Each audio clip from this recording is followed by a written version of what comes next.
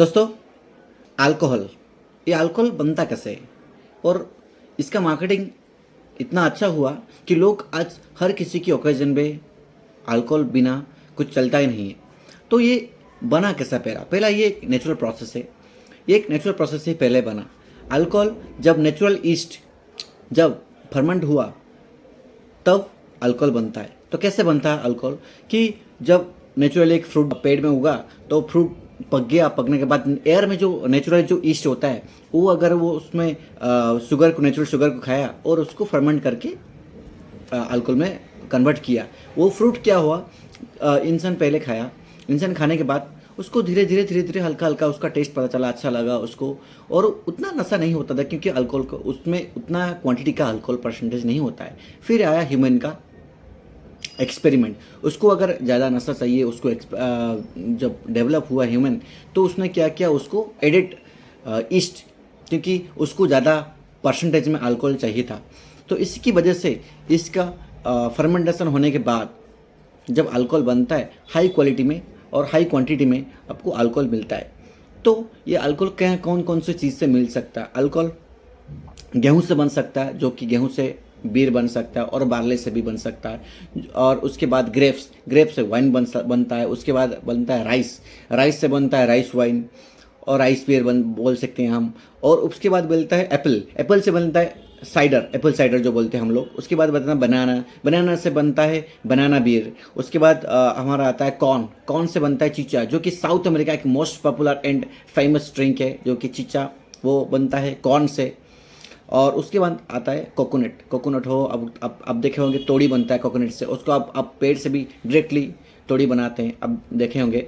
उसके बाद और भी नेचुरल फर्मेंटेशन प्रोसेस है, जैसे दही बनता है। और फर्मेंटेशन एक ऐसा चीज़ है जो कि ह्यूमन बीइंग को इवॉल्व करने में और डेवलप करने में बहुत सारा योगदान है, जो कि नेचुरल इससे होता है। अगर ज़्यादा क्वांटिटी में हमें चाहिए, उसको प्रोडक्शन चाहिए, क्योंकि इतना सारा लोग का कंजप्शन बढ़ गया, तो नेचुरली आफ्टर ए पॉइंट जब नेचुरल ईस्ट हवा में जो होता है वो अगर फर्मेंट करता है नेचुरली, वो एक पॉइंट में बंद होता है, सर्टन पॉइंट में बंद हो जाता है। तो कैसे फिर हम लोग को ज़्यादा अल्कोहल परसेंट मिलेगा? तो यहाँ पे इंसान ने नेचुरल ईस्ट एडिट करने लगा। ईस्ट एड करके उसको आर्टिफिशियल वे में या फिर शुगर एडिट करके उसको जो अल्कोहल का परसेंटेज ना उसको इंक्रीज किया। उसके बाद क्या होता है, जो अल्कोहल बनता है उसमें दो तरह का अल्कोहल बनता है, जो इथेनॉल और मिथेनॉल। इथेन अल्कोहल और methyl alcohol. Ethane alcohol it's quite okay, but जो मिथेनॉल है, मिथाइल अल्कोहल, वो बहुत डेंजरस है। अगर सर्टन पॉइंट में आपके बॉडी में मिथेन अल्कोहल का परसेंटेज बढ़ जाता है, आपका डेथ हो सकता है। और होता है भी, आप देखे होंगे न्यूज़ में देखे होंगे, जो कि लोकल जो अल्कोहल जो बनाते हैं उस कंपनी से, या फिर छोटे छोटे जो ब्रांडेड बनाते हैं गाँव में, उसको पी के बहुत सारे लोगों का डेथ हुआ। तो ये हो गया जब स्पिरिट बनता है। जो स्पीड बनता कैसे? जो डिस्टिलेशन प्रोसेस, ये जो चीज़ें सो हुई थी वो कॉर्न और राइस हो, उससे डिस्टिल किया जाता है। डिस्टिल होने के बाद उसको हम लोग को मिलता है जो नेचुरल स्पीड बनता है, वो बनता है। उसके बाद और क्या चीज़ बनता है? उसमें बनता है हमारा विस्की, रम, वोडका, ब्रांडी। और ये जो नेचुरल स्पीड बनता है उसका 40 to 60 या 65 बोल सकते हो, उसके एवी भी मिलता है, अल्कोहल बाई वॉल्यूम। और इससे ज़्यादा हम लोग नहीं मिल पाता है, और मिलता भी है तो हमें उसको कंसंट्रेट करके एक इतना परसेंटेज बनाया जाता है, क्योंकि इससे ज़्यादा जो है ह्यूमन के लिए डेंजरस होता है। और जो डिस्टिलेशन जो प्रोसेस है डिस्टिलेशन, ये एक स्पेसिफिकली टू मेक अंडरस्टैंड, मैं आपको बोलता हूँ। जो वाइन बनता है, वाइन को डिस्टिल बनने के बाद हम लोग को मिलता है ब्रांडी।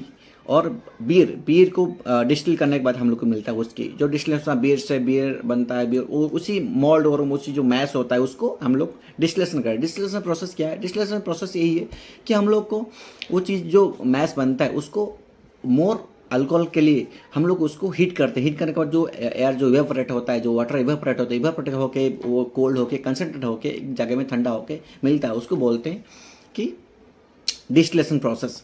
और शुगर कैन से हम लोग को मिलता है रम। और एक शुगर कैन का बाई प्रोडक्ट है, उसको बोलते हैं मोलेसिस से हम लोग रम बनाते हैं, जैसे कि डार्क रम मिलता है मोलेसिस से भी। उसको फिल्टर करके आपको वाइट रम भी बना सकते हो, लेकिन बेसिकली वो डार्क रम बनता है। और पोटैटो स्टार्च से हम वोडका बनाते हैं, जो कि रशियन से।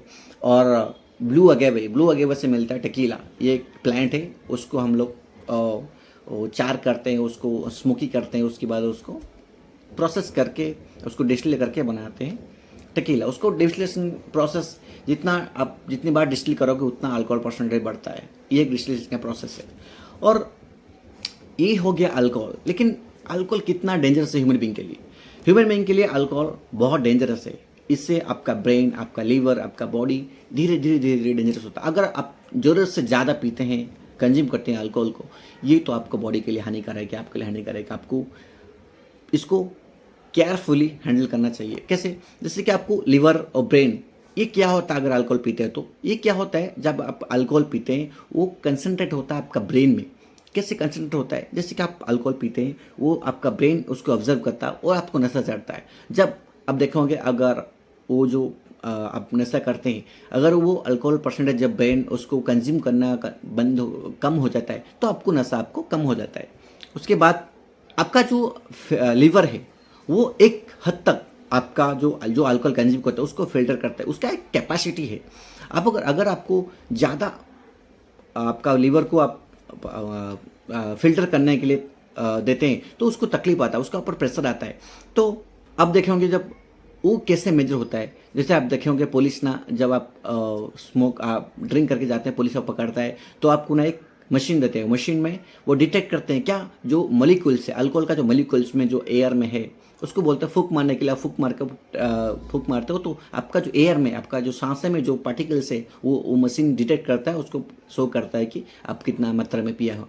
तो उसके बाद अगर आप अल्कोहल पिए होंगे तो आपका बॉडी कैसे रिस्पॉन्ड करता है, आपका बॉडी में वो चीज़ कितना देते रहता है, आपका बॉडी में उसको 6 से 12 घंटा तक आपका बॉडी में वो अल्कोहल रहता है, उससे ज़्यादा भी रहता है अगर ज़्यादा कंज्यूम किए होंगे।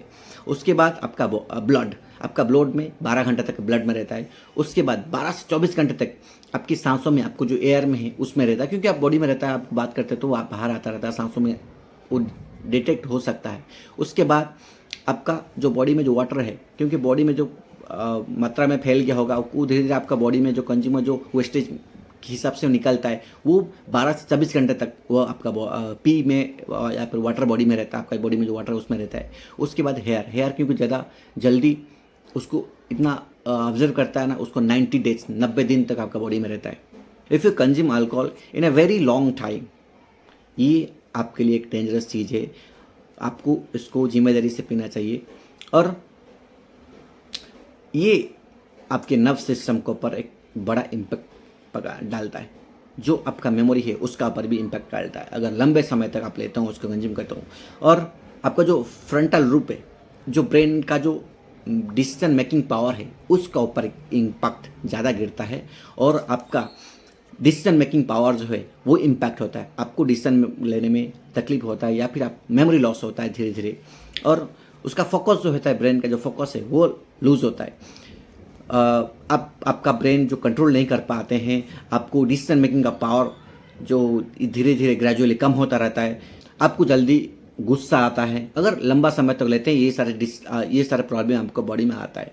और आप अगर ज़्यादा पीते रहेंगे, आपका जो ब्लैकआउट हो सकता है। आप देखे होंगे अगर आप ज़्यादा पी लिए, आपका बॉडी का संतुलन खो बैठते हैं, आप भूल जाते हैं क्या होता है, आपका बॉडी आपका साथ क्या होता है, आपको कुछ पता नहीं चलता है। आप एक जगह सो रहते हैं, गिरे हुए रहते हैं, वो ब्लैकआउट होता है। वो धीरे धीरे ग्रेजुअली आपका बॉडी का अगर ज़्यादा हो गया तो आपको डेथ भी हो सकता है। और लेकिन प्रॉब्लम कहाँ होता है? पहले यह शुरुआत कहाँ से होता है? आपका जो बॉडी का जो खराब पार्ट होता है कहाँ से शुरू होता है? वो होता है लिवर से। लिवर, क्योंकि लिवर एक ही चीज़ है वो जो फिल्टर करता है, आपकी बॉडी के सारी चीज़ों को फिल्टर करता है। और शुरुआत कहाँ होता है? एक 4 स्टेप रहता है। 4 स्टेप जो होता है ना, ये धीरे धीरे आपको डेंजर की ओर लेके जाता है। लेकिन पहले से ये पता नहीं चलता है कि इतना खराब हो गया होगा। जब बॉडी रिएक्शन करता है तब तक बहुत लेट हो चुका था। लेकिन इनिशियल स्टेज में कैसे पता चला सकता है? अगर क्या होता है, फर्स्ट जो होता है वो होता है फैटी लिवर। अगर आप ज़्यादा अल्कोहल कंज्यूम करते हैं, आपका जो लीवर है ना वो फैटी हो जाए, उसमें फैट क्या है, फैट जमा हो जाता है लीवर में। तो ये होता है शुरुआत।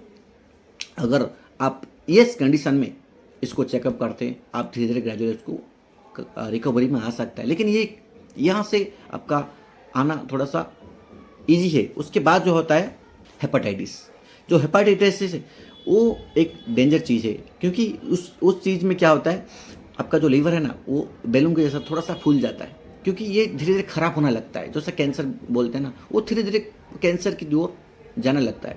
ये बॉडी ये क्या बैलून की तरह उसको फूला जाता है, क्योंकि ये उसमें सूजन आ जाता है, हल्का हल्का हल्का जो सूजन आना शुरू होता है।